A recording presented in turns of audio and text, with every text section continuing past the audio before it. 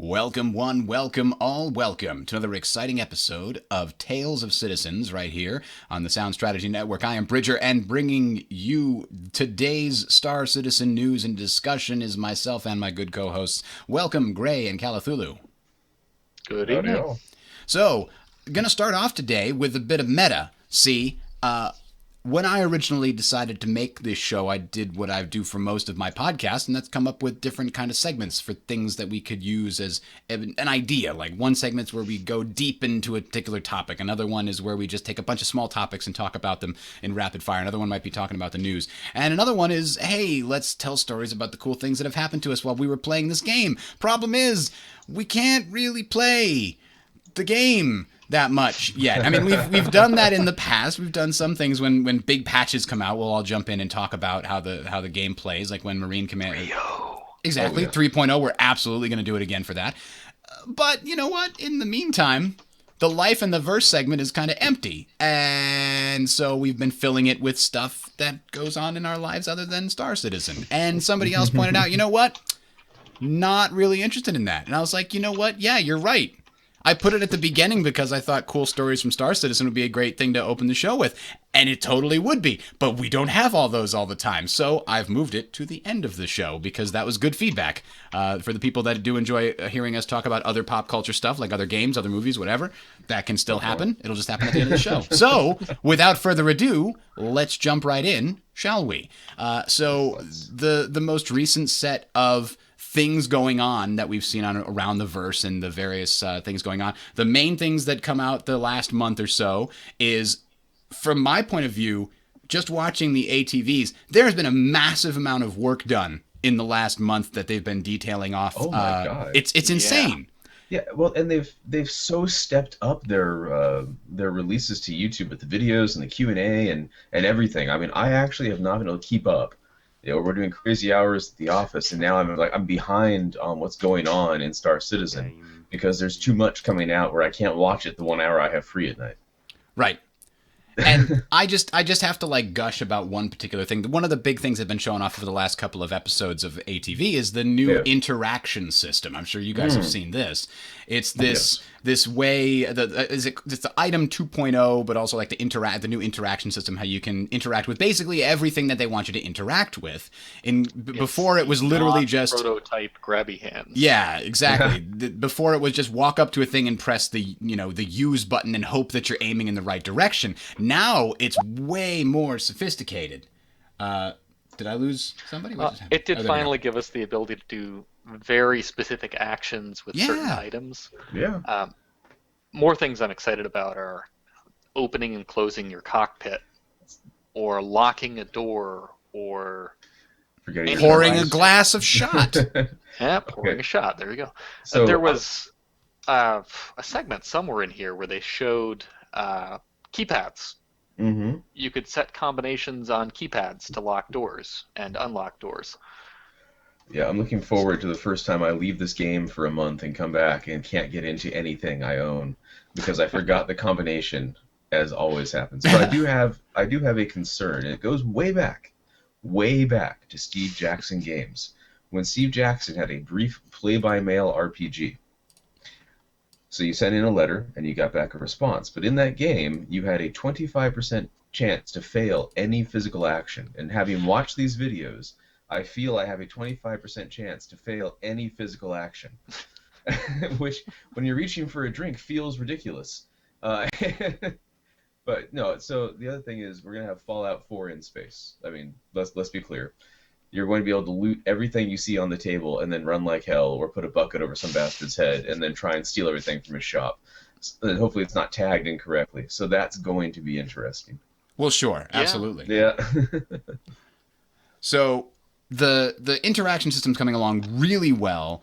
And the next thing that struck me while I've been watching these is that a massive amount of them are essentially like, we finished up the tools so that these people can build this stuff faster. right? We finished up the tools that allow people to sculpt, bases faster. We finished up the tools that allow people to create the item interaction system much faster, to create the NPC interaction system much faster, so that the conversation trees will be very quick to put in and build those. It's certainly a good thing to see, because one of the most unintuitive aspects of people doing game development is that you need to build the tools you're going to use to build the game. Yep. It is interesting to actually Oh, there you go. to actually see that level of creation system in place. I think we got to see the very first steps of what that would mean so far as planetary level stuff back in October for CitizenCon. But seeing this as being much more specific, like saying any cup can be picked up, any cup can be poured, there starts to be a little better idea of how they're going to handle objects just in general with that system. It's good to see it actually not being so piecemeal anymore. Picking anything up in the environment and throwing it behind your opponent to make them look, and then shooting them in the face when they turn. This is Don't not worry, Hitman, your character will okay? make a generic No? noise when they throw it And then the grenade will fall 6 inches in front of you, and you wonder what's gone wrong with your life. You're here now. What brought me to this point? Yeah, I've made mistakes, and I regret them all. Now, the one thing this also shows to me is a bigger RPG side of the game. So this kind of creation skill system is what you usually find with storyline, but with the public universe, where it's going to be this kind of open-ended thing, now you're talking more about an MMO style, like a real MMO, instead of a planes in space like a War Thunder would be for World War II planes, things like that. And so this speaks volumes to the amount of work they're putting into that, which, back when the Kickstarter was happening, wasn't something we really foresaw. It was more of a Wing Commander, ride a rail, get to where you want to go in the story. And now it's, this really open-ended creation. It's very cool. Yeah, absolutely. So they just mentioned that we just saw this, the M50 has been fully sort of converted over to be using the new interaction system, and the other ships are certainly on the pipeline to make that happen, so that you'll be able to easily open just the canopy, or open the canopy and the stairs to get up into your ship or what have you. And the likelihood is they're going to put in a few actions for each ship before we get the full system, but a lot of it's pretty straightforward. Turn on your engine, turn off your engine, open door, shut door. It's just a question for how long it takes before you get use toilet in the Freelancer. Well, that, and it speaks volumes to the salvage and repair system. I mean, if you can walk up to any component on the system and replace plate, replace wiring, rewire, bypass. I mean, they've talked about having set up these different profiles and how you would jury rig things in the salvaging or make upgrades, and this just dovetails so well into that system and what it's going to look like. I can actually see in that M50 video where he would be able to you'd be able to walk up to any part of it and use your mechanical skill or play the mini game. Although I do want to point out, Bridger, I found the perfect still from that video. I think we need to show the world. There you go. Oh God, that's good. That's Oh good. man, oh no one use that against him or make that your form avatar. That would be bad.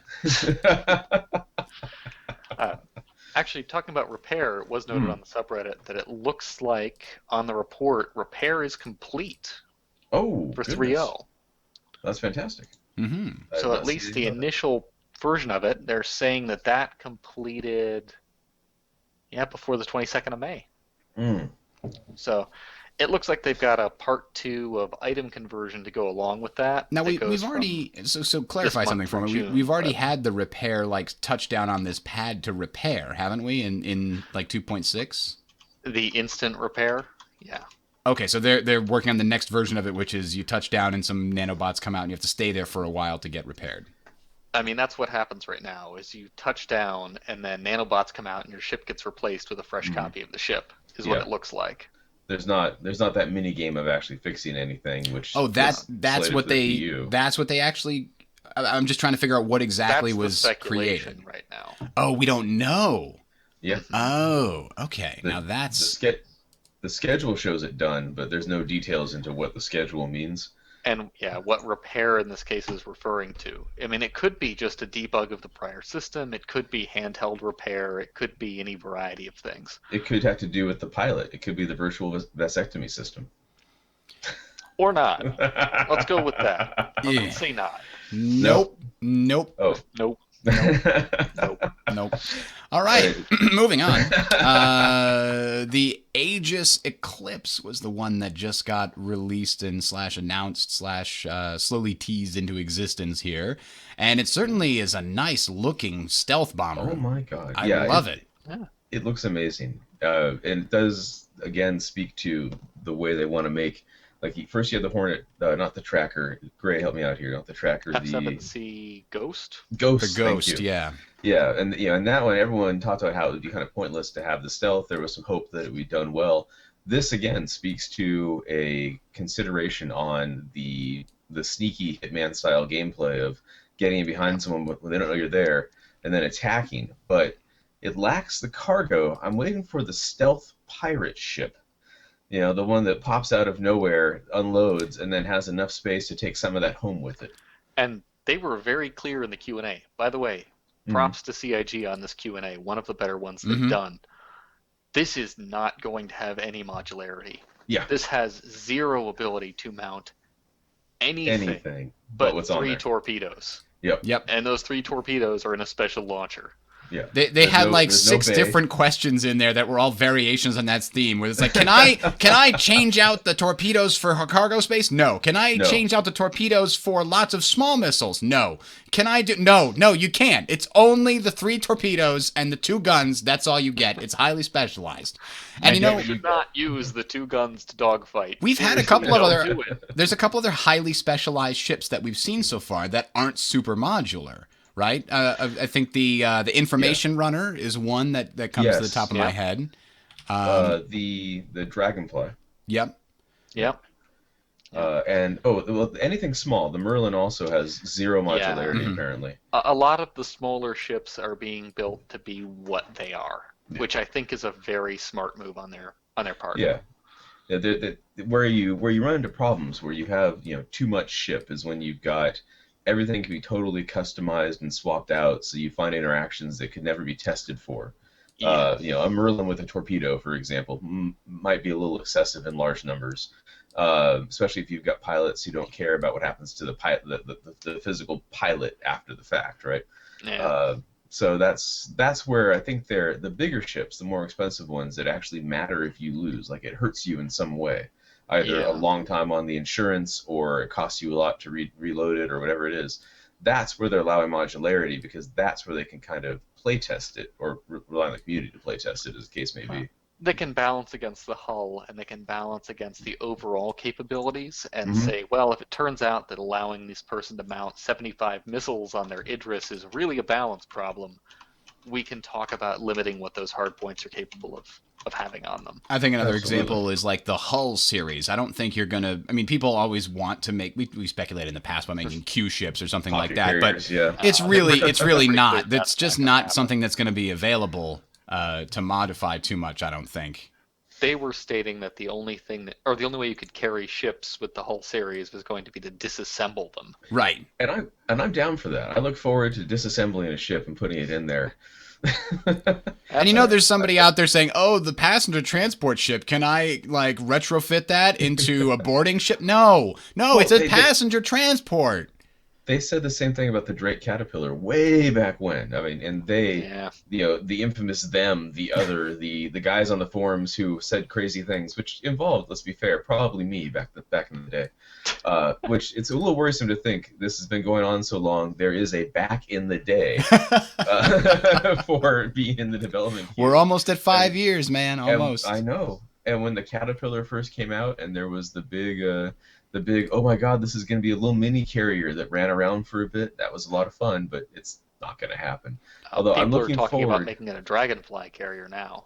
Because Okay. CIG showed you could have 2 per Yeah. Right? They're like, oh, I mean, I yeah. can- So there 6 are going to or be 8 some dragonflies. ships. I'm like, yeah, have fun with that. Some ships are going to be That's- more modular. I mean, the Constellation has like 4 different variants. The Freelancer has like 3 different variants. Those No. are like commercially designed ships. But when you're looking at this military ship that's getting, mercenary equivalent being put on sale, the Eclipse, it's a very specific target. It's not like your F-15 General Strike Fighter. It's a there- very specific one.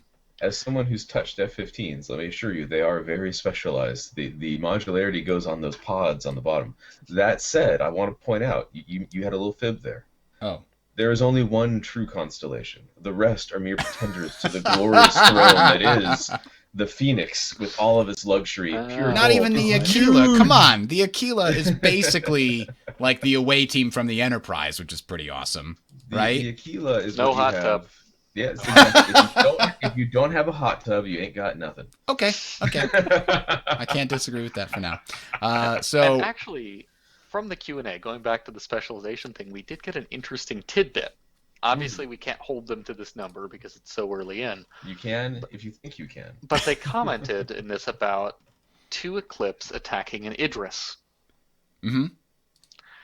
And they noted at some point here that basically if you had 2 of these things attack an Idris with no shields and with Okay. no point defenses up, So it's a you could sneak. disable the ship Okay.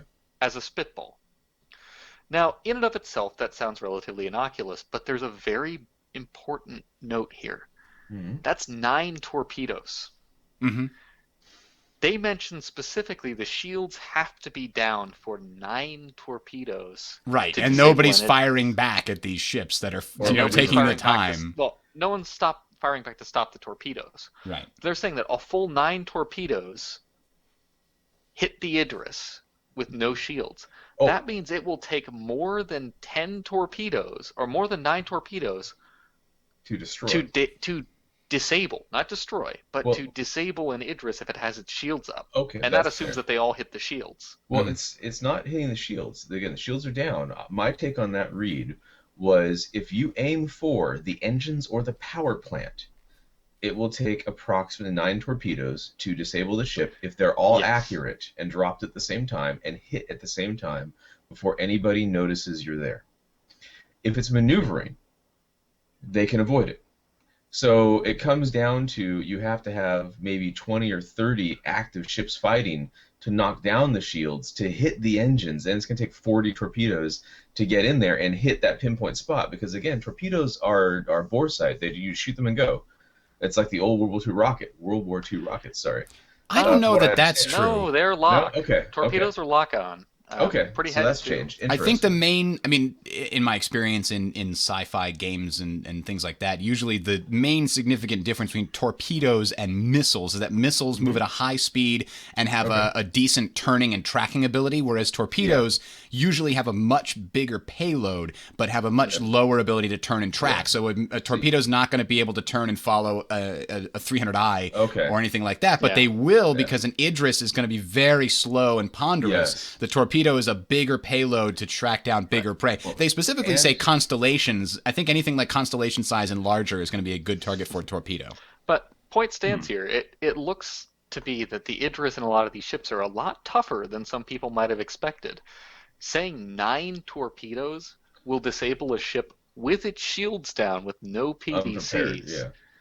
That means you're going to have to really, really work to get one of these things if it's combat I mean, ready. it better be Yeah. though. I mean, think of how much more, like, sort of in money it takes to afford an Idris, assuming there's any kind of ratio similarity between the real price they're charging for them and the in-game price that they're charging for them. You know, most people assume that an Idris is going to be something that an entire, small guild is going to have to pitch together like a month's wages of taxes to like earn to buy, right? It's not something that you can just be like, I'm just going to go mine a few asteroids and buy myself an Idris. Like, no, that's not how that works. You're going to need a little bit more.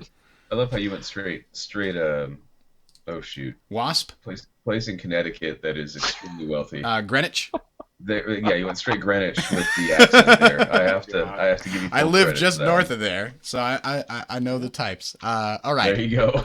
For actually, it's closer to Farmington is where we get some of that. But anyway, not important. Let's continue. So the thing about this is and I think we might have talked about this in the past. It's been 5 years, but and 50 shows.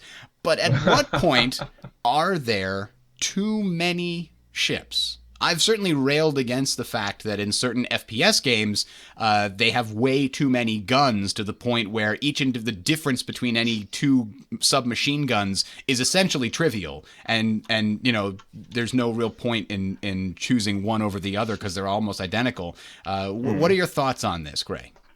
So for me, this hinged on three main questions, which I'll dive into a little bit more. First, how much choice should there be for a specific role? From a gameplay perspective, from a variety perspective, how much choice should we be presented for any given role?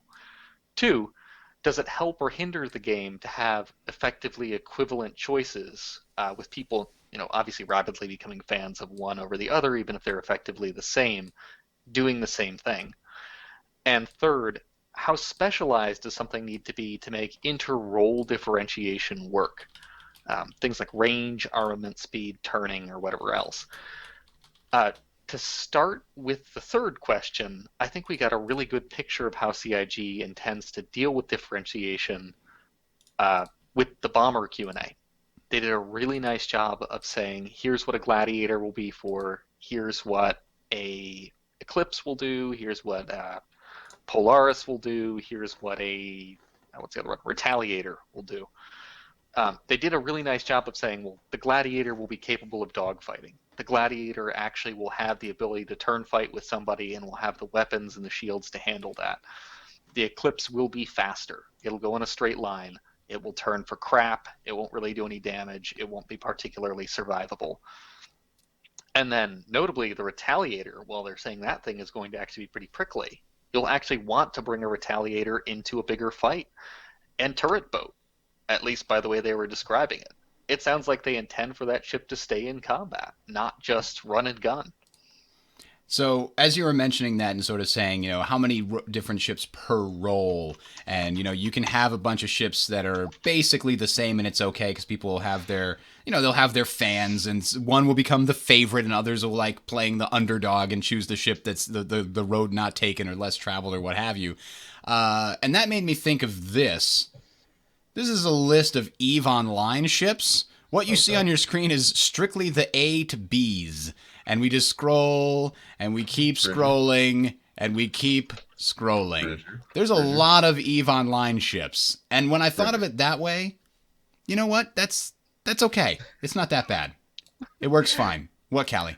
Bridger, I need you to put the cam back on your face, and then blink twice if robot overlords have come to seize you. Oh, wait, no, why? Okay. Oh, well, see, that you didn't blink twice tells me that we should, in fact, inform the authorities, I guess XCOM, that robots have come to kill you. But you're right. I mean, EVE Online has 1.5 billion goddamn, and I realize YouTube has rules now, so I won't go any further than that, ships that they are really trying to chase down and... Uh-oh. I see. Oh wait, it's back. It froze a second there. They're really trying to, they got 1.5 billion ships and all these different variants and everything's got this little tiny, change to it and the pilot skills. And Star Citizen is definitely in danger of going the same way with these different tiers of craft. And that's one thing people really wanted, and I think still want, is every ship has a role and a purpose it fills. And so for me, that's the too many ships point. Where, too many ships in a given role, you mean? Exactly. If you've got 5 ships in a role and one is clearly better for that role than another one, that's where you run into the issue of why would I ever have a 300i when I could take a Hornet? Mm-hmm. The Hornet's always going to be better. Now, what we know about the Hornet is it has a much more limited range than the 300i. It has to have a carrier or other support to bounce out from and come back to refuel, and that's just from their old description of the ship. A 300i actually has the cargo space, which the Hornet doesn't, or generally doesn't, And the It 300i has- is probably more expendable. And that makes the ships different enough. Like, but if you Well, had a Hornet ever balance based on expendable. That's one of the things fair, that you'll have to learn pretty quick in an MMO situation. If you base it in, oh, this is an expendable ship, either you're telling people that you're going to make it very easy not to die, or you're going to make it so it doesn't matter if their character dies. And the moment you do that, you're into the Goon Swarm Bees situation. I didn't mean again, to say where, that the ship is more expendable, only that it's less expensive and probably therefore less expensive to repair and replace. So that is something to consider. It is. It's It's a good telling point. But when you have the resources of a large community behind you, it doesn't matter how much money you throw into it. If you're going to be an a-hole, you're going to be an a-hole to the nth degree. Not that I'm calling out Goon Swarm like Gray has called out. Well, I mean, they were very, very good at that. They took were, and all remain expendable so. ships, and they said death doesn't matter. Throw 10,000 things at it and see what happens. Well, right, And but it we worked. know that death does matter, and it matters Yes. in Eve too, and that's what they were taking But advantage of because death. If death matters in Star Citizen, then saying the ship is expendable, or it costs less to replace, is a bad metric. It's I don't it's think not a so. good I mean, metric if for ships are going to have to balancing die ships. in combat, they have to. Yes. Both Sure. sides It's- in a big fight are going to lose ships. So Yes. having ships that But- are expendable is, Again. or knowing how expendable and how So expensive they the are sa- to replace is going to matter. The sacrifice isn't between expendable and not expendable, but between firepower and operational range. Hmm. So a 300i has a better operational range, from what we understand, than the Hornet does because it has basically more room for fuel. The deep space fighter, the Warden, the Vanguard Warden, Mhm. that is Yep. built to have extreme operational ranges. But will it hold up against a Hornet in a one-on-one fight? I have my doubts. And so again, that's your trade-off. Can I bounce 10 or 15 systems over and get in the fight, or do I have to be reliant on an Idris or another carrier to get me there? Because I won't make it on my own. That's where I see that balance. But the expendable argument is a 300i is basically a commercial craft, right? It's like the BMW of the skies. Yeah. I'd argue that anyone driving a BMW does not feel they're expendable. They may be less expensive than an F-18, but they're not expendable. So that's one way to look at it. The cost to replace is a factor, but I think it should be way very far down the list compared to operational range, firepower you bring to the fight, purpose of the ship. But again, it all falls back to the role. Is a 300i a dedicated dogfighter, or is it a very fast courier? Can it be both? Is it a multi-class, to bring up that argument, ship, etc.? And when you look at the 300 series, bring this into the combat example again. If you know that the 300 series will get creamed by a Hornet, and you know that your opponent will be bringing Hornets, and you are capable of bringing a Hornet, you'll bring it. Even if you think you're going to lose a ship, you'll bring it because you don't want to come into these things outgunned. Nobody likes coming into an MMO 10 character levels down in a fight, if you want to call that equivalency here. We called If that you've got Dark Age of Camelot, and when you had 10 character levels down, it went very badly for you unless you were an animist. Yeah, and in this situation, you're not going to have levels distinctly, but saying I'm going to come in with 3 guns on a commercial craft against a bunch of military craft, regardless of what those are, you can bet you're going to lose. I mean, you may have the ability to outrun some of them. If it was a one-on-one situation or a small group PvP situation, there may be flavor of the month tricks, but I don't think that in a large fight you're going to see people want to bring their 300i when they could bring any other kind of military equivalent that will more likely survive and do more damage. Yeah, no, I definitely see that as an important piece. But if you're in a smaller organization, what if you can't afford to bring all Hornets to a fight? What if you can only afford to get 325As or what have you? Don't fight. Yeah. I mean, ultimately, in an asymmetrical warfare like that, that's the issue you're looking at. I can't bring it all. Either I don't show up to that fight, or I create an environment where I separate them out, and the Hornet's operational range is the liability I exploit. Those are your options. You don't have anything else you can fall back on or rely on. And folks who choose to play in a way that doesn't reflect the reality of that, I mean, they bring down on their own heads whatever they bring down. if you go into a fight undergunned, you go into a fight where there's honestly bad odds of winning. It's not CIG's job to balance to make it so your commercial craft can fight these military craft in the same role. Yeah. So as I was originally a little concerned because, but you know, FPS mechanics, there's only so many different ways a gun can be different, right? You know, Point. you can things that are better at close range. You got things that are better at long range. You got things that are more stable, things that are less stable, things that do more damage, and things that do less damage. Those are pretty much all the metrics by which you can change guns' behavior to make them differentiated and identical, or sort of unique and identifiable.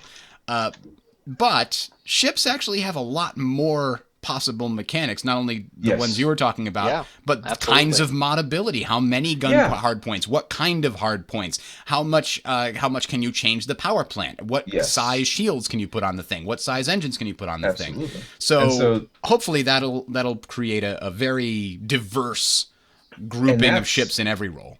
That's where they can balance it out pretty well. And there's a game that did a similar balance pass, but much more simplified. MechWarrior Online, if you play Clan versus Inner Sphere, the Inner Sphere have a lot of quirks on their mechs. You know, 30% cooldown on lasers, things like that. And it does go a long way to addressing the imbalance. You know, is it true BattleTech? Probably not, but that's not relevant to the discussion here. So yeah, that actually helps a great deal when you can have a lot more modability. So maybe you have these commercial craft or the mothballed military craft with the weapons stripped off that have been reactivated for mercenary civilian service. They've got a lot of excess power, and it's also a way to avoid accusations of planned obsolescence. Maybe the next version of the 325A comes out, the 325 B, and it has less modability, and at the same time they release mod packages or whatever you can install that make your 325A about as effective as a 325B. And see some minor differences on either side. That means that you, the player, who have spent real money on some of these ships, because it's been, again, a 5-year cycle to develop it with these ship sales ongoing throughout, they will keep them in the game. It will keep them interesting and relevant, so hopefully they aren't mothballed as quickly as they might be. And thank you to Xanair Zulu for pointing that out in the YouTube chat. Yeah, that's certainly an interesting concept. Here's the thing that obviously makes it look a lot worse than it is most of the ships that they've been putting out have been single-seat dogfighters or sort of multi-role type ships, like the Caterpillar, the Constellation, the Freelancer, lots of different ways you can fit those ships out to do different jobs. Whereas you have like the Reclaimer, like it does one thing. The Herald is not going to be a dogfighter. It does one thing. And now you have the one thing that the Eclipse does. And each of those things is very different. We don't have, well, we do kind of have another stealth, bomber. I think the Ghost kind of, it's not really a bomber. It's a stealth dogfighter though, right? I guess it's a dogfighter, yeah. So that's a stealth fighter. Right. So there's other sort of variations on that concept, but we don't have, the Gladiator is a bomber, but it's not a stealth bomber. It's a dive bomber dogfighter. It's the World War II. Yeah. bit. So it's like a fighter bomber almost. So there's different sort of on this spectrum of roles. There's different combinations of spectrums, and you also have the full extreme. Like, in fact, you know what? Somebody needs to make one of those weird like circle diagrams with like the different points, and it's like stealth or different roles, and it's like this one can be like a fighter and a thing. Not a Venn diagram, like so you're not showing overlap. Okay. Maybe, I don't know. The one that has like it's like a pentagon and like it's a higher point. If it goes in, if it's really good at stealth, and it's a lower point over here because it's not very fast. Yeah. Like the circular multi-axis thing, whatever. Those would be pretty cool to see, actually. And when people have been talking about wanting to see differentiation between the fighters and the intention of why you'd fly a certain one, or I forgot about the same. Even why they were designed the way they would. It doesn't necessarily have to be that most people would ever pick a Gladius. I mean, you don't necessarily have to say anybody would want to fly a Gladius in X, Y, or Z situation. You can have some preferences. But at the same time, not saying, hey, the ship has some very specific reasons for existence, that would be a problem. I agree. Well, and maybe the Gladius is the best armor tank dogfighter in the game. We just don't know it yet. It's one of those deals where it will have. I look forward to that chart when we get closer to release, and it actually has some real numbers behind it, and we can see how this stuff actually works in the wild, so to speak. Yeah, absolutely. All right, Um, so I also wanted to make a point about overlapping with the rules. I think that's okay to have overlap occasionally. I think you can say these two ships do the same thing, and they do it roughly as well as one another, or one is slightly better at being tanky and the other one's slightly faster, but they're basically the same ship, so far as that's concerned. I yeah. think for the role or for the sake of the game, that's not a bad thing. Hmm. I think having some variety in the universe, so you don't just say, okay, if I'm seeing a pirate, it has to be flying a buccaneer because that is the only fighter in that size class with that kind of armament. That would be pretty formulaic.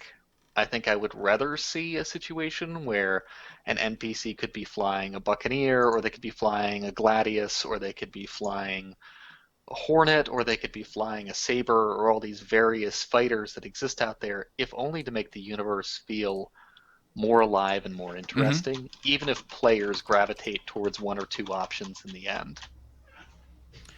All right, so the other sort of big news that happened over the last month or so was the death of permanent $0 cross chassis. Ah, yes. Uh, what do they call them? Cross chassis upgrades. Upgrades, yeah. Yep. Man, help me out here, because from what I read, it seems like a fairly reasonable thing that CIG is doing here. Like, the only people who should Yes. be really crying are the ones who are abusing the system in the first place. A little bit. So ultimately, it comes down to back before they did their current upgrade system, they were selling these $0 SKUs to go from ship A to ship B. They And still exist. I they, mean, oh, up they, until the last sale, okay, okay. up until I the had eclipse, these were common. I've not been looking for a while. I thought they had dropped them entirely some time ago, but I was surprised that they still No. existed. I actually have a couple of these $0 upgrades that I picked up because they were $0. So why wouldn't I in case I wanted to switch my ship I out later? demand my money back. I know. I mean, but it's interesting to see how they're going to be using them now. But in the end, it was there's ship A, and it's $0 to go to ship B if you want to do a 1-to-1 upgrade. And now what they've said is, okay, you can still do your upgrade, but it's going to lead to what is it, permanent destruction? Like if you lose it in the Um, game itself, or was I wrong about that? Now, what they're doing now is they're saying they're getting rid of the $0 Okay. CCUs on your account. They're going Oh, to have an oh, expiration They're going date. to put okay, an expiration date on them. got So it. Okay, the the problem is that upgrade a dies, very the ship does not. small number of accounts, mostly gray market, but also some players who were just very, I don't want to say OCD, but very thorough, Hmm. Now, um, were abusing the system to have hundreds or thousands, in some cases tens of thousands of $0 CCUs on God, their account. For gray market sellers, this was a great way for them to say, I'm going to buy a bunch of dragonflies, or I'll have a bunch of dragonflies that I can uncrunch for cash, the old LTI token yeah, system. And then they would go from there and they'd upgrade the dragonfly to, say, a hornet or a constellation using money. And then they would use a $0 CCU from that larger ship to the equivalent CCU that they had purchased before. So maybe they okay. had a Banu Merchantman CCU for $350, and they would swap over from a Redeemer to a Banu Merchantman. That's just a spitball. I don't know if they're the same price. So, or used to be the same price because that has changed. What was the So overall the trick goal True. with for the people doing this? What is it? Does it make them money somehow, or were they trying to like hopefully yes. play the Yeah. So market? there were a couple of ways that this could make you money. One is if the ship price went up. So speculators said, I think the Banu Merchantman or this other ship will increase in price. Even if it does, your CCU does not go away. So you could still go from a constellation, let's say this was an extreme case, you could go from a constellation to a Banu Merchantman even if the Banu Merchantman's price doubled. So all of a sudden, you're holding on to a $0 CCU that has doubled in value. Um, in those situations, that player could then undercut CIG on future sales. Mm. So they would say, well, On like the 1,000 copies of the ship. That can be pretty massive. Yes, and they Yes. could do that repeatedly. So they could say, well, I'm selling unlimited LTI Banu Merchantmen for $280 a pop. CIG is selling them for $330. Mm. Huge market reason for someone to go there instead. I don't know. It sounds entirely reasonable to me, and there was a big stink about it. Oh well, you've locked people into this choice, and the ships keep changing, and we should have the ability to switch. And it's like that's Sure, you not do. what you signed up for, though, dude. You Well- signed up to pledge. And you're They gonna can- get and people make a big deal like you could Yes. if I have an Aurora and I wanted to switch it to a Mustang, well now I have to go in the game and actually earn it. Like that's horrible. No, you can still crunch You your can still package. switch it. Yeah. You can still crunch your package and rebuy when the ship is available. There's nothing stopping anyone from getting rid of their pledge and Mhm. getting the equivalent pledge again. Well then I don't see What this is- any reason to get mad about this. Well, Well, because there's it's a couple of change. reasons. There's a couple of valid reasons for people to be angry in this case. One of them is players who bought one CCU in a couple of directions for a ship. Yeah. So let's say that you bought, the Banu Merchantman, and there were a couple of other ships in the same price ranges. Well, I don't know if Retaliator I and want something a, else. I don't know if I want a Retaliator, a Banu Merchantman, a Redeemer, or Mhm. I don't A know, a salvage one. Reclaimer. Yeah. Let's say So they say I don't know if I want to do salvage or I want to do trade. Well, now they're going to have to make that choice Mhm. because the CCU that goes between those two ships that they bought so they could make that choice is going away. They will no longer have the ability to just trade them out at will. Yeah. If you were thinking that you had a free pass to choose between those two limited ships with LTI, you don't. It's gone.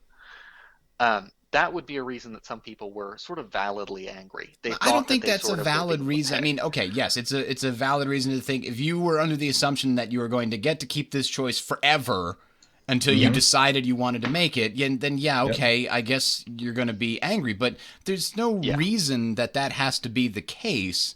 The main I thing would is you agree. buy the game for $45 or $60 or whatever it is, and you start with an Aurora or you start with a Mustang. That's what the vast majority of people are going to be doing if they buy into the game later, and that's probably what the vast majority of people in general did. I think the overall, if you crunch the numbers and just divide, 150 million we're at now by the 1.8 million subscribers, you get roughly $90 per person or something like that. Maybe it's closer to 100, but that's not because most people are buying about $90 worth of stuff. That's a huge number of people that bought in at $45 and a much smaller percentage of the group that has thousands of dollars worth of ships. So it's not. Wait.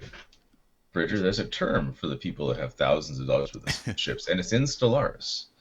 The Githyanki space whales. Yes, indeed. Yeah. Now, the other thing, and this sort of goes back to the reason some people were using CCUs, $0 CCUs, is that they wanted to be able to try multiple ships. Now, the rec system should hypothetically cover this, and I think that the rec system desperately needs a revamp to be easier to use ships. Or for that matter, they need an AUEC equivalent. I think we're overdue for the ability to rent a ship in the PU. I think you should be able to go to Olisar or whatever we have in 3.0, use AUEC for missions and rent a ship just like you do with rec, but do it in game. I think a lot of folks were seeing $0 CCUs as their way to try out the Gladiator, even though they had the Hornet, or to try out the Redeemer, even though they only had a Constellation, once the Redeemer's flight ready. I think there were a lot of folks who had a pile of $0 CCUs because they didn't want to lose the perks that were on their package. So let's say they had a physical Hornet package or have a physical Hornet package from the Kickstarter, and they really want to be able to fly a Gladiator. That's going to become a lot harder now. They'd have to earn rec. And even then, I don't know if those rec rentals will carry over for them into the PU. I think that's not supposed to, is it? No, I'm it assuming won't. it's going to get reset at the very least.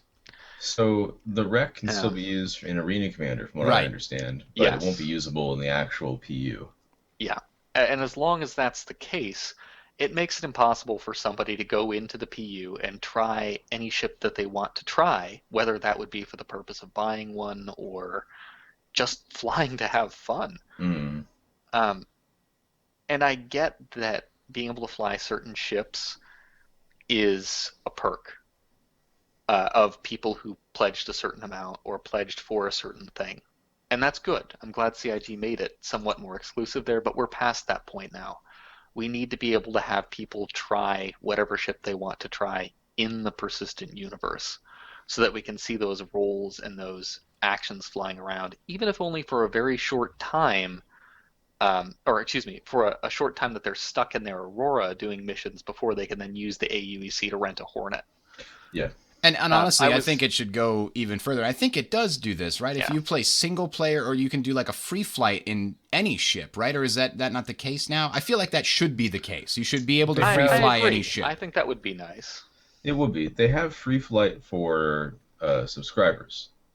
Oh, subscribers can free fly any ship? Well, no, or just specific it's ones? A couple of ships. Limited ones. Yeah. Sorry, am I using the wrong term? I mean, patch. So I know they do the weekly, like, hey, this week such and such ship is free, anybody can fly it. What I mean is anybody should be able to jump into like Vanduul Swarm with any ship out there, single player, just to mess around and learn, hey, is this a cool ship? Do I like this ship? And that way they can make a more informed decision. I don't know if Vanduul Swarm is appropriate necessarily, but something like that. At least solo free flight. That's what I mean, yeah. So the subscribers get a token, and they can use that, or they did. No, they eliminated that. So they revamped subscriber perks. This is, I don't know if we covered this or not. No. So subscribers now get one ship every month that gets picked by CIG that you can fly. This month, I believe, it's the Caterpillar. Okay. They get access, if you're an Imperator, to some of the alien ships in addition to that. Okay. But the other thing is that subscribers get access to all of the ships for a week after every major patch. Yeah. So you get 1 week of PU every ship free flight if you're a subscriber. Mm-hmm. So that, if you want to subscribe, that's a really nice perk. It is. If you don't want to be spending money every month on this kind of a game, which is a valid position, particularly if you only bought one package, as many people did, particularly at the beginning of the Kickstarter, but you still want to play, you need an alternative. And I think that alternative, rather than, me being a good Samaritan and going into the game and chatting with people in Auroras and letting them fly a Hornet, should be the ability of somebody in Aurora to go do some trade missions or do some re-enable satellite missions, and then come back home after a couple of hours of testing that way for CIG's mission state. Yeah. Make sure that this works is effectively what they're doing. Yeah. And then they should be able to come back to Olisar or go to a base and rent a Hornet. Or AUEC purchase a Hornet for that patch or whatever it happens to be. Right. That's certainly a way to help. And of course, and they've done this in the past too, which is, this week, you earn extra rec if you try out these missions because that's the ones we want people to test, right? Or if you fly this ship this week, you'll earn extra, of these testing resources because they're trying to reward people to test the very specific things that they need to test. So, I think we talked about that before in a previous show too. Yeah. It needs to be in the PU rather than in Arena Commander. Right. In the past, that's exactly where they did it, was Arena Commander. They would give you discounts on a particular weapon or something like that in Arena Commander. But I could definitely support that kind of a thing in the PU while we're doing this, before the release. Once you get to the release, then nobody can complain anymore because that's the point of the game is trying to earn your way to better ships over time or to more expensive or to more ships that have more nuance to them or what have you. Absolutely. And I do feel for the folks that wanted to have the ability to trade between 2 or 3 ships and make their choice closer to launch. Yeah. I genuinely hope that CIG allows them a way to do that, even if it's just with the ticket system, and they say, we're going to let you do this once. Just so closer to launch they can make that choice. But we'll see. I mean, maybe I this don't think is. that's honestly not that big of a deal breaker, though. It shouldn't be that big of a deal because it's like, oh, I've Well, got a reclaimer, so I can do salvage, and then when the game launches, you're like, oh, but I actually wanted a hull C, so I could do, hauling. Okay, do well, salvage for like a week, and then buy a hull C. Like it doesn't seem to be that big of, or just buy a hull B, yeah. really quick, or a hull Well, I A. hope so. I hope what you're saying is absolutely the case, that people will be okay with that. But Well, look at it. Look at it this way. Logically, we have now hit that point closer to launch where you have to pick. Sure, yeah, we're I getting mean, there. it's at the point you've now had that 5 years to you've decide. had exactly. It's been an ongoing effort. It's 5 years old. I just checked my hangar, and my first purchase was November 9th, 2012. Yeah, I mean, even if you look So at the more yeah, recent ships, you've still had like 2 years to decide for yeah, most of them, you've with the had a exception of like decision-making four time. ships. Yeah. yeah. It's and the real suck of it is the people are more interested in a lot of cases in making sure they maintain the perks of whatever that pledge was. Yeah. Well, and that's where the upgrades are nice because you can upgrade a package without Yeah, losing the perks. I mean, I've got a couple of them, but yeah, yeah, it's at this point, ultimately, the way to look at it now is it's time to choose.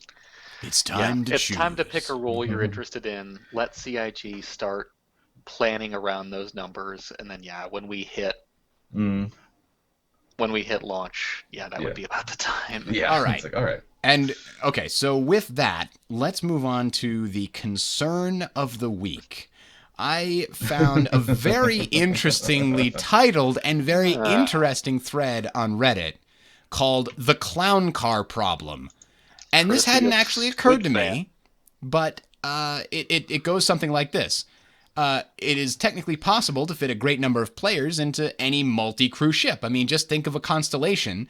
You can probably fit 30 or 40, 50 people in there just standing up in their 2 foot by 2 foot square against a wall, whatever. And then if you land on a bigger ship, they can all board in like a group of Marines, even though the ship isn't designed as a dropship. Like, why use, was it the Redeemer is the gunship, but we don't have an assault ship yet, do we? Why use a specialized assault ship that can only fit like 6 or 10 people when you can fit a huge number of people inside of a constellation? Well, there's a lot of different reasons why that might not work out too well. Because I mean, maybe the constellation can't pierce through the hull. I mean, that solves all our problems, doesn't it? But I guess the real question here is the problem of how do you deal with fitting tons of people on a ship when that kind of breaks your verisimilitude. Like there's something seems weird here. Is this just a case of what, the ship life support systems can't support that many people, but then everybody just comes in their spacesuits and doesn't care? Or the spacesuits don't last long enough to not care. I mean, you might get 30 minutes of time in a suit or something like Mm. that. So you've extended your life, but not by as much as you'd want. Or I mean, who knows? Maybe there's the thing. The ship will not go to warp if you're not able to lock down the boots on people, or you instantly die if you're not locked down and the ship Mm. goes to warp. That might be one thing. The inertia still exists in some way, shape, or form.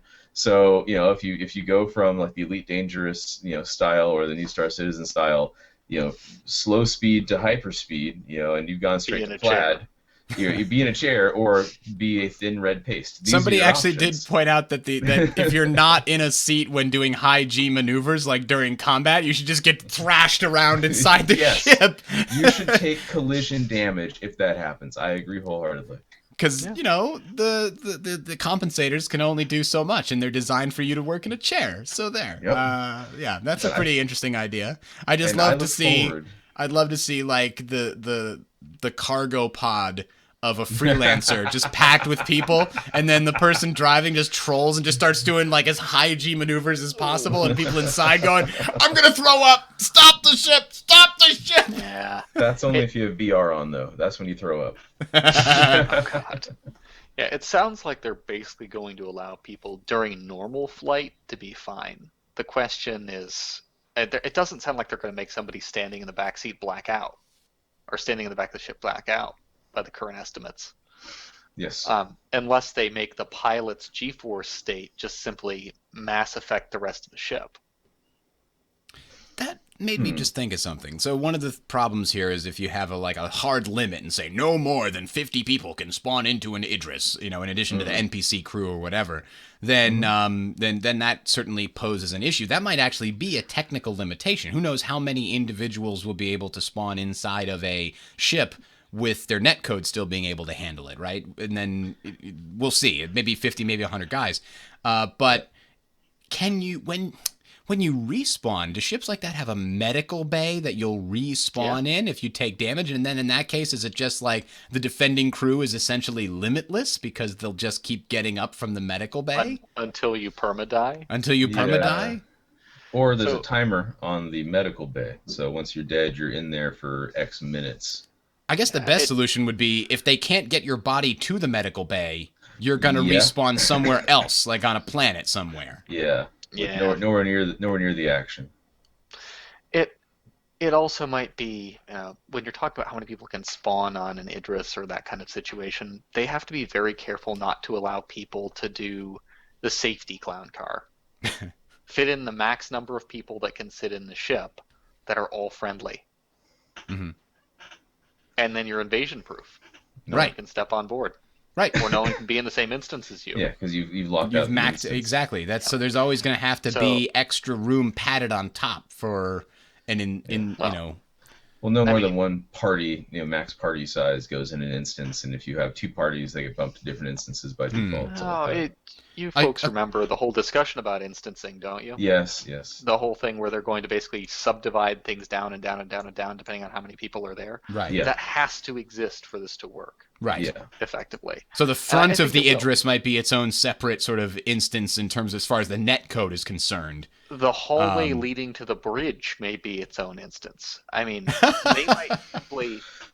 I don't see anybody. They're coming in. Well, that's just it. They might simply design it so, you can see somebody in another instance. Oh, okay. That's all they have to do. But that would make you both interacting together so you'd be in the same instance. Kind of. Yeah. But not. Yeah. It's how you define instancing in this case. I'm with you. So as long as you can see into another instance. But then is it start designing the larger ships in such a way that you can only fit physically so many people in a certain amount of space, which would by itself limit how many people you jam into that instance. So they want to make it so the bridge only has foot space for X number of people to be standing crammed in like sardines, kind of thing. Yep. That way their netcode doesn't get pushed past the 100 that are allowed to be in there, and life is pretty good. Yeah. No, that said, the instancing has changed a bit since those days as well. Because whereas I thought everyone inside of a ship would be in a separate instance doing things that interacted with a larger ship versus ship world, and now their multi-crew has shown that it's all basically one seamless experience. You can look in a window and see a guy walking around. So that would imply either there's some interesting camera in the game development sense, not camera in the photography sense, work that's going on. Or that there's something that's a little more seamless or smooth with the move to AWS and Lumberyard and the instancing support they have from Amazon. I mean, it probably is a camera-type system in that point. Probably. There's going to be some seamless transition, but what you could have is two instances. Each of them does control of all of the objects and everything else, and then just sends data that's relevant to the other one. This goes back to the containerizing and everything else, doesn't it? That's true. That's very true. So the outside of the station, the outside of Delmar, so far as you're concerned, could be a container compared to the inside. And the inside and outside, you see the people going down the elevator and everything else. That's the two containers talking to each other and then relaying to the player in each one what's going on. Yeah. So an interesting... There's a dual universe I just had linked over by Ashlyn here that was discussing this instancing division technology. Here, I'll link this over to you, Bridger. This whole concept that Dual Universe is talking about is effectively the sort of thing that CIG is talking about. Okay. Where they're trying to have instancing, here we go, dynamic area splitting. Okay. So this is the same sort of concept CIG is talking about. So and you it's can like see those little. yeah, the little squares get smaller and smaller.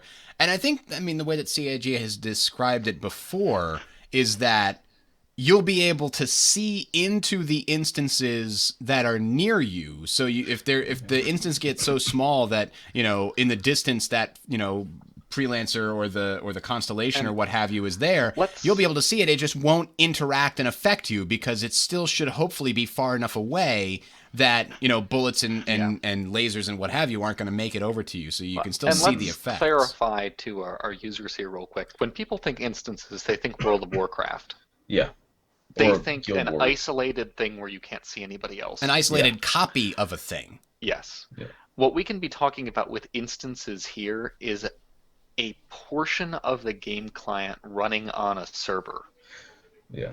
And so they'll have to have some kind of interface where they hand off Between game those objects servers. between the two servers. So that's why a bullet would travel from instance 1 to instance 2, because you've got the code that says this is the bullet, this is the velocity, this is the angle, this is the handoff.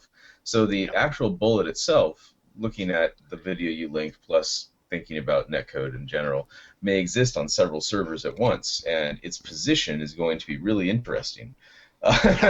Because, okay, you handed it off here, it also didn't hit anybody, you said, it hit a guy here, so it existed and it's supposed to be here, and I verified, so that will be an interesting problem to code and handle.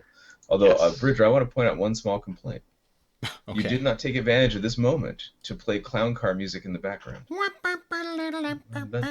So, Spidercoat on Reddit has attributed this. CIG has said that if you have too many ships jammed onto a carrier, you'll get a message on your ship's Yes. HUD and be unable to use your quantum drive until the extra ships are removed. That's one way to deal with it. And that makes sense with ships as well. Like, you'd need places to lock them Yeah. down so they're not movable. And he says, I imagine they'll use the same solution when it comes to players as well. Whereas, if you're not in a jump seat and your ship tries to quantum drive, it's like insta-paste. Have fun with Yeah. that, or just damage. It might not even be insta-pace, but body damage that.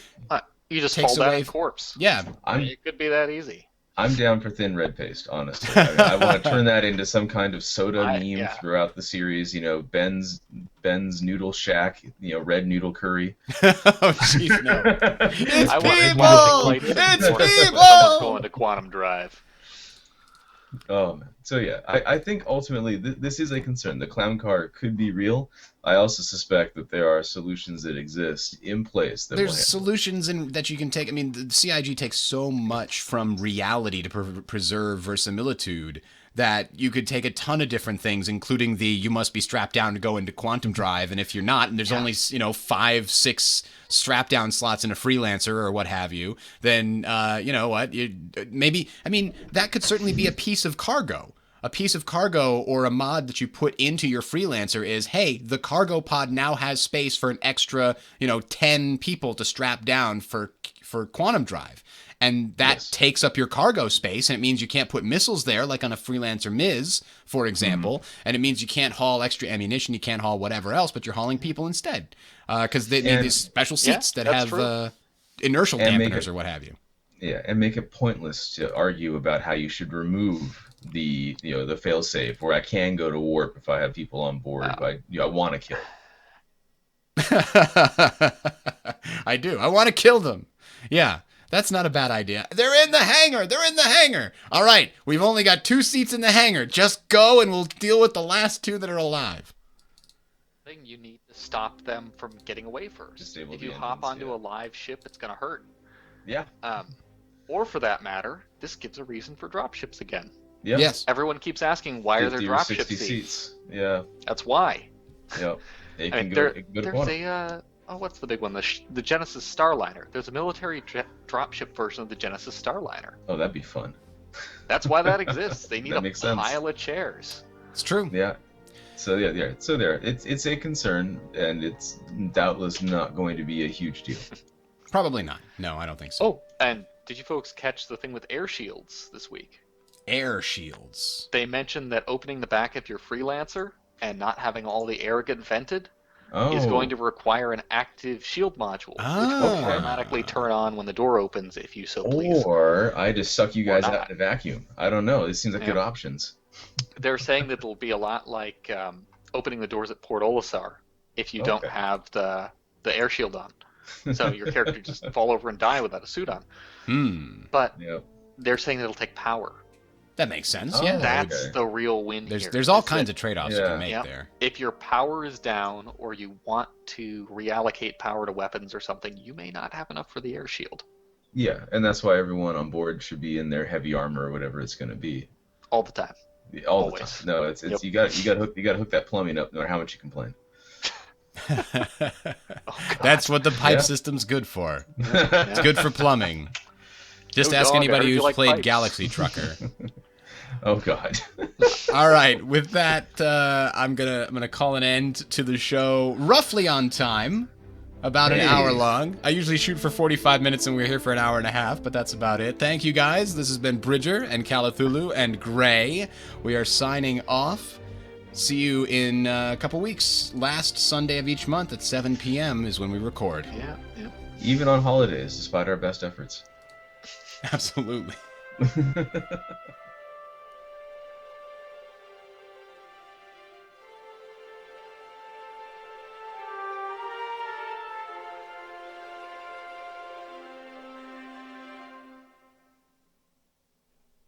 At the end of June. Just I, to uh, reiterate.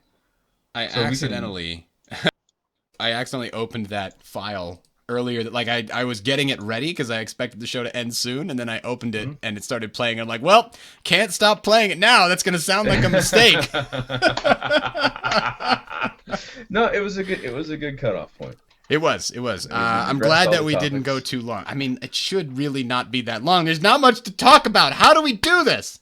Because we're chatty bastards. I guess that's the thing. basically. Yeah. No, these are some pretty big topics on this too. I mean, CCUs. That's gonna be a huge That has a public lot of relations financial deal for them. impact. Yeah. Yeah, and I mean honestly, gray market deals. fuck I'm 'em. okay with them. Yeah. I think that it's a good thing for people to be able to sell a limited ship that they bought to somebody else to keep But it in circulation, because this that is- means the interest is still there. But this is clearly a financial loophole that can be addressed in a valid fashion. So yeah. Exactly. Limit, what I would do if I were CIG is it was a free item, so we're going to remove all but one from every account, and you can use it one more time, and then it disappears. Yeah. And done. I would be okay with that if they did a lot of the retroactive removal with one distinct problem. Mhm. People will make 10,000 accounts. But if you before you announce it, make it untransferable. Oh, that's not a bad idea. See, there you Make go. 'em if you ungiftable don't and go tell from there. them, okay, these aren't transferable anymore. Okay, well now I can do something with it. Okay, Or- now you have one shot. And if you, There's another possibility here that we're Yeah. missing. Make ships that have a $0 CCU applied to them untransferable. there you go. That also would work. That They're could be a way to locked deal your with it. account. Yeah. Take Although it that down to, I mean, the say issue that there, the ones that are unapplied right now, let people keep them, but yeah. it'll account lock your ships. So the issue there is if I do that, the Banning Merchantman sold for $275 way back when. It Yep. now sells for $350. Yep. The $0 CCUs take it to a $350 value ship. You Yep. have to have the code on the back end to check to make sure you weren't getting more in credit than you paid. See, the problem is from there then people will CCU the 350 up to whatever they want, and they'll Yeah. make whatever money's in the middle. Yep. But I think it becomes less of an issue as long as people have an account locked. Yeah, account lock takes care of a lot of stuff, which is why they do that in like World of Warcraft and Guild Wars and all that, right?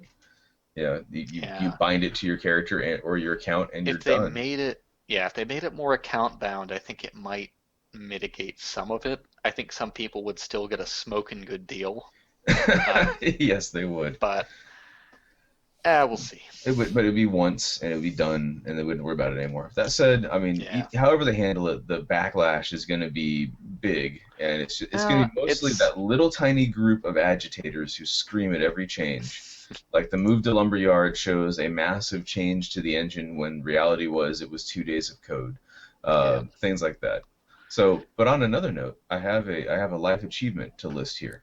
Oh. I was just gonna say because I've never done this before. I forgot to move the life in the verse segment to the end. Yeah. So here that's we what are. What's your life achievement? So my daughter and I have. I've never played a game of Pokemon, the the the card game, Oh and yeah. so she was really interested in the cards, and we sat down and we played Pokemon, the card game. It was Hoopa versus Mewtwo at the end of it there. So there you go. She Was has this played. a original edition Mewtwo, or is there some? We bought like a. Okay, I did. GameStop had a Pokemon event, Hmm. and everything was on sale. So this is where I got interested because it was cheaper. So we showed up and they had a table laid out and they clearly opened a couple of packs and said, "Hey, trade a card, take a card." That was their card trading event. But then everything was Oh, on sale, so I interesting. said, "Hey, they've got these starter decks. Pick one you want, and we'll each have one and we'll play it at home." And Nice. so I found a good use for my extra RSI mouse pad, the giant one, because I bought Nice. one and then my Card wife bought game. me one for Christmas. Now it's a card game top, like a tabletop to lay out and play on it. So Ah, very yeah, so there you nice. go. And then the BattleTech beta is coming. I am so looking for. They dropped the multiplayer, but I'm so looking forward to that Hmm. They because it's dropped like, the multiplayer? well, Totally because dropped it? it's gonna be in the release eventually, but they keep pushing back their beta because they're having issues with multiplayer making it work right in this turn-based tactical game, right? So Hmm. they This dropped is it the and said one we're that's gonna being published by Paradox, right? do Is that what you're talking BattleTech about? one is. BattleTech? Yeah, I didn't realize it was being published by Paradox. Interesting. BattleTech Kickstarter. So, but Hairbrain Schemes is the developer. Yep, that's Paradox. Okay, there it goes. Oh, awesome! I did not realize Paradox was doing the publishing. That's fantastic. So yeah, I Because definitely. I'm looking at just a video of sort of the trailer they had. For, why can't I? it's go to Kickstart.com and play. No, it won't. It won't let me open Oh, the YouTube in a full screen. I never understand why they do that because I can just click on it and go to YouTube and open it in full screen. It's ridiculous. because that's what YouTube wants you to do. I guess I don't know. Yeah, yeah. So yeah, So it it's does have a the little bit of gameplay, sort of like some very early gameplay yeah showing that's here. This and they've turn-based. done yeah, and they've done some like this is where we're at in development. They about once every month or two they do another video just showing where they're at. They do a Twitch live stream and show the same thing. And BattleTech's it's been my jam since I was 11. And I've always loved it. It's the reason why I put up with shitty publishers, Activision, looking at you, Piranha, not much better. But Oh. well, Piranha's gotten they've I, learned from some of their mistakes. I've But got two words for you. no, Transverse. is What? that when you have an operation on your You universe? you don't remember this? No. No. Oh no, I guess it's one word. Let me pull this up real quick. Was There. this like when they backed off on some of the like the clan invasion stuff? No, this was oh, Oh, this was a train wreck, man. MechWarrior Uh, Online Studio announces Transverse, a persistent player-driven sci-fi MMO. yeah. Piranha Games started a new game oh, called I Transverse, and it do pissed off the remember people that. because MechWarrior Online wasn't done yet. It was not done, and Um, Piranha was trying to expand. This was three they were years trying to ago. kickstart Yeah, Transverse, and the which funny was a part Star is they had a Citizen. whole pile of ships that were basically Star Citizen Yeah, clones. yeah. No, it was awful. I agree with Yeah. that. They did a poor job. Now, see, in Piranha, like I don't give them money. I just play the games. To be fair, and I wait for the next come available with C-bills, and when they eventually go out of business, and honestly, it will happen. I will feel bad, but I will also have enjoyed and what Piranha did better than anyone who has done a Mech Warrior or BattleTech game is they did the mech models right. They look amazing. Versus Activision or God, that like super action version of BattleTech that was just awful on the There was Xbox. there was a MechWarrior RTS. Like, was it Oh, MechWarrior Tactics or something like that a yes, while yes, Sounds back? right. MechWarrior Tactics and MechWarrior Living Legends. Living Legends is an interesting one. Uh, it's a it's done in CryEngine. It's a fan-created multiplayer mod based on the BattleTech universe. So I don't think it has a license to any of the BattleTech stuff. But that said, it's amazing. Um, but yeah, so Harebrained Schemes bought licenses to all of the mech models from Piranha, to put them in the game. Wait, that's weird. So Piranha actually owns all of BattleTech with regards to gaming in No, terms of licensing? they made the models, and Harebrain's like, can we like buy them off you and use them in our game? And they're like, well, it'll cost you X. And the Oh, Kickstarter okay. raised So they at least both X, have and- license to use the BattleTech Yes, games, Catalyst Game Labs. but they not only had the ability. So because they both had the license, then they said, well, we'll just take and use your models. That makes sense. Yeah, exactly right. And so Catalyst Game Labs has the tabletop license, and FASA Interactive is owned by Microsoft. And I don't know how the licensing scheme works. I think it's because MechWarrior Online is this first-person cockpit view, and that's like a different game than the turn-based tactical one. But anyway, so apparently in June we're looking at the BattleTech beta. It was called out. Mech Commander. That's what it was called. Oh, okay. That's the one I was thinking Mech of. Commander. And then there was a Mech Commander 2, I think. Yes, and actually that was done by, and those are two of my favorite games in the BattleTech world. They were RTSs. They were amazing. They came out in what, the 90s? No, that was definitely 98, 2001. Yeah, I guess it was 2001 for Mech Commander 2. Wow, I thought that was 1998 for Mech way Commander. more recent. I know. God, I'm I know old. exactly how you feel. Yes, I know that feels too. Actually, does Good Old Games have Mech Commander on it? Because that would be amazing. I will happily go launch that bastard again. But yeah, so Mech Commander was awesome. It was amazing. It was well done. There was like a mercenary thing. There was character advancement throughout the game. You had limited. It was like a RTS, but you had limited exposure. No, they did a great job with that. Nope, no Mech Commander. That's I too don't think bad. it's on Steam. I actually own it somewhere, but yeah. So FASA Interactive owned FASA Studios that Microsoft now I think owns FASA's online or interactive arts, and I don't know how the licensing works from there anymore.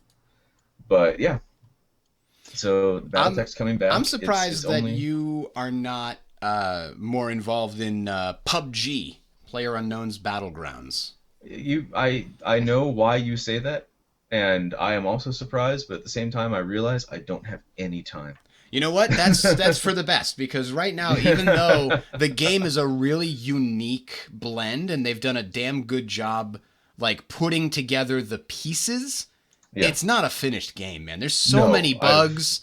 There's so much lag right now on the servers, and but the good news is that, man, they have been making ridiculously rapid progress every time they commit to a specific thing. Like they didn't commit to working on the servers yet. That's literally their next problem. They said the next big patch is specifically going to solve the netcode issues or work on the netcode issues. But the last patch worked on FPS problems, and I saw tons of people saying, oh man, this patch massively improved my FPS, and now I can notice how bad the lag is. where you see somebody warping around in front of you, and then you go back around a corner and they kill you 2 seconds later, despite the fact that you were now around the corner. It was okay, but I didn't know how bad it was. That's the thing is, regardless, it's still really ridiculously fun and intense.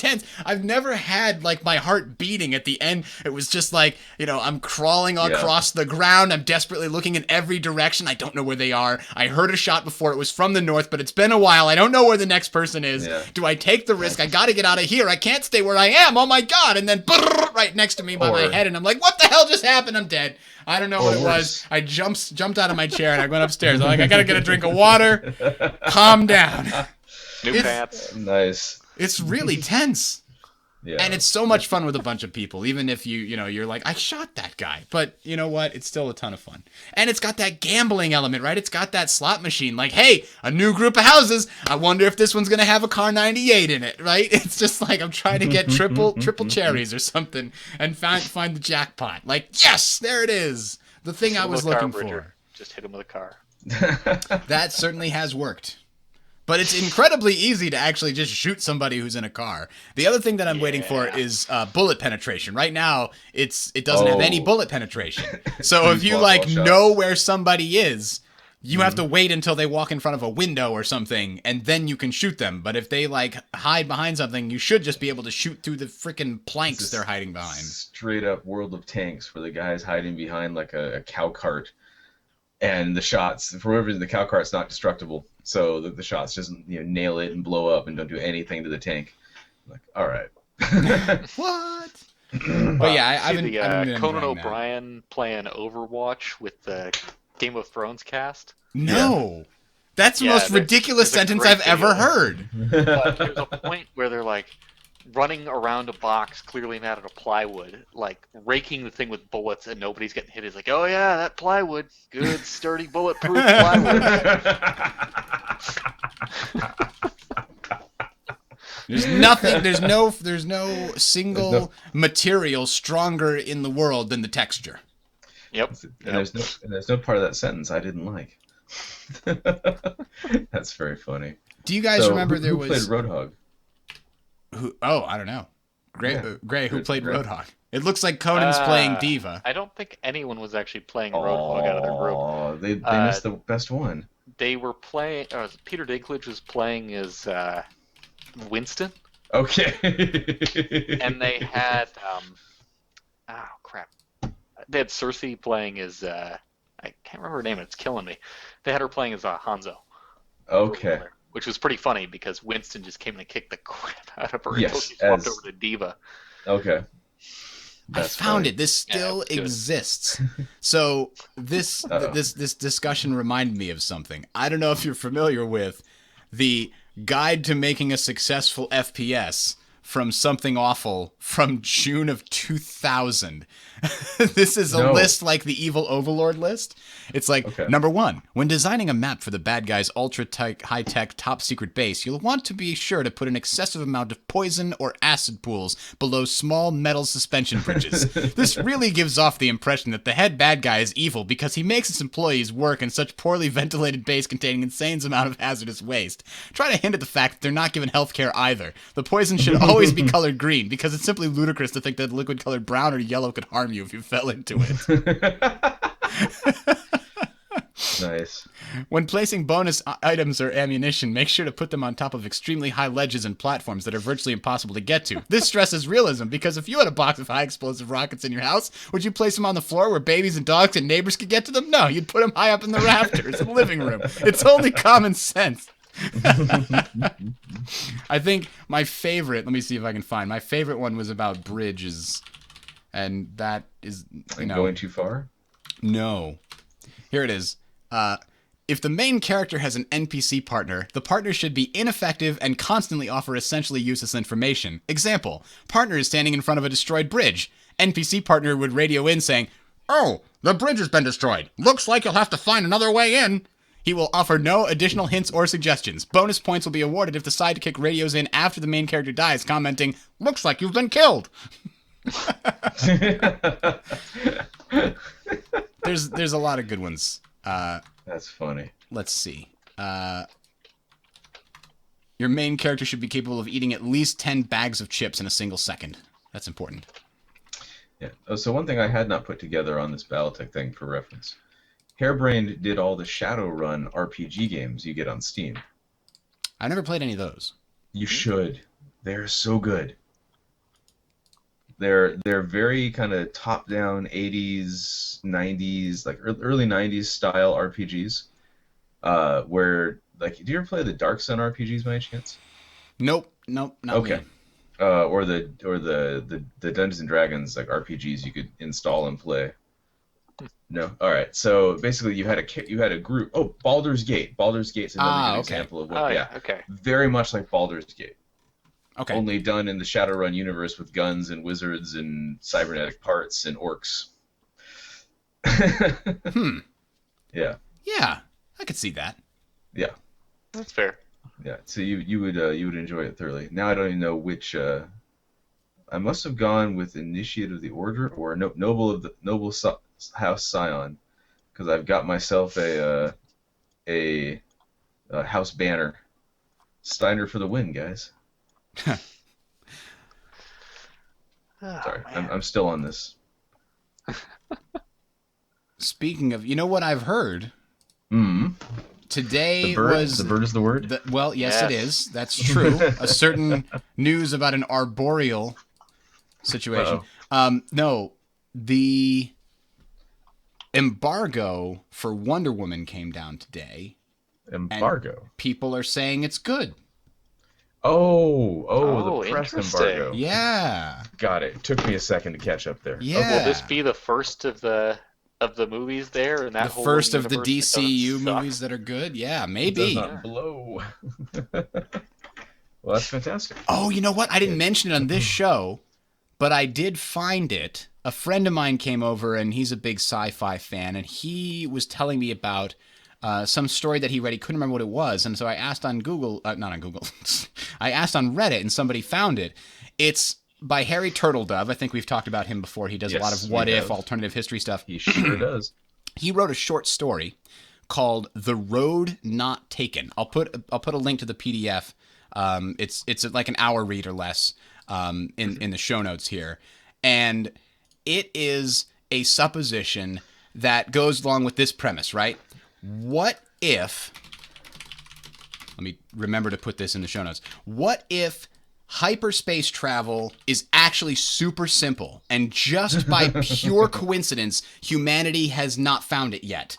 But there are other much more primitive species out there that are rolling around with, having just figured out how to smelt iron, but they're rolling around with wooden vessels traveling through hyperspace and conquering each other's planets. What happens when they come to Earth in the year 2039 and find a planet and they go, these humans don't even have hyperspace travel. Surely we'll be able to take them out with our 24 ships and we'll scare them into submission and there'll be another great piece of the empire. And they get to Earth and they see all these shining lights on the back. Sociopaths. Yeah, they see these shining lights on the back on the dark side of Earth, and one of them goes, I think those are cities. And they're like, you idiot. They don't have fires big enough to make lights like that from this distance. It must be some weird natural phenomenon, probably plants that are glowing or something. And then they get down and they land and they take a Napoleonic era fighting stance with like muskets against like assault rifles and artillery and armored fighting vehicles, and they just get smashed. And then like it ends with one of them being captured and interrogated, and finally, his friend is brought into the same cell with him, and he's like, "How could this happen? How could they have all this and not even have hyperdrive yet?" And the other one says, "I don't know. I think they even know what causes their diseases. That's amazing. They're so much more advanced." It's a pretty fun read. So that reminds me of a Dean Ing book, actually. I'm trying to look for the actual title of it. I'm having a hard time. But the premise was unique. This alien race comes to Earth, and they come faster than light. We haven't figured it out yet, and so they look down and they see they say, oh my God, they still have like 30 languages. They haven't unified as a government yet. So then they orbit the planet. They send down a probe, and it's during the middle of the Cold War when this book takes place, and it gets shot down by a ICBM. Oh, jeez. And it's a little overkill. And they stop and they say, well, what the fuck was that? They can't possibly. They don't even have like good laser communications. They can't possibly have the ability to shoot that down. Send another one, and it gets shot down. And so they have this repeated theme of and so it turns out humanity is in a unique situation in his world, where we have plate tectonics, and we didn't have those wipe us out as a species. So when we actually show up, basically the premise of the book, the humanity gets recruited into the war, and it turns out we're just bloodthirsty, angry motherfuckers who are unable to control ourselves and are terrors to the galaxy as a whole. It's a complete twist on the humanity Federation uplifts the aliens. Our tribal nature actually does get the better of us, is what you're saying. Yeah, and then world. like some groups end up working for the other side, which is like this hive mind enslaving group who had never seen anything like us, and it's like, what the hell? so that we become the universe's mercenaries. And so it was a very interesting take. Dean Ing, I can't remember the Murder Hobos of the Universe. Murder Hobos of the Universe. Yeah, that could be it. I cannot recall it for the life of me now what it's called. I'm looking through is a bibliography. Somebody will post in the comments, I'm sure. I guess the the explanation for how that could possibly happen in the road not taken, how humanity could, be so much more advanced, how these is because hyperdrive is so easy to figure out, but it's disconnected. It's not connected to the electromagnetic spectrum. You don't have to understand, and it doesn't reveal the wonders of the electromagnetic spectrum. So once you get hyperdrive, technology doesn't advance as much because you just go and conquer other places, and you have the ability to travel, so you don't need things like the internal combustion engine. So you don't develop that, you don't develop industrialization, you don't develop the electromagnetic spectrum, so it stagnates, whereas humanity had to figure that shit out because we didn't have hyperdrive. It's a pretty cool premise. And that's good. Terry Pratchett, towards the end of his life, wrote a very similar book called The Long Earth and then The Long War, where humanity finally figures out what our more primitive ancestors figured out a long time ago, which is how to move from one version of Earth to the next, and you're in the same spot in space and time, but you've switched your universe, so it's a multiverse. And so the other creatures that are out there are actually quite primitive, and they've gone as far as making spears, because if they want to sneak up on prey, they step over to the next world, walk to where the prey is, step back, and strangle it. So it's a very interesting premise. So when you said the long Earth, this is the only thing I could think of. It's like Earth stretched out. For those of you playing the home game, I just showed a picture of the engineer from TF2 with a long neck saying, nope. Giraffe. This is a giraffe engineer. The giraffe trainer. All right. Let's call it there. I'm heading out here, maybe to play some more PUBG. But I know I must wait until it gets better. But I still kind of want to. Anyway, no, you're still gonna play. Damn it. You need your red and white striped shirt, man. I do. All right. See you guys later. See ya. Have a nice night.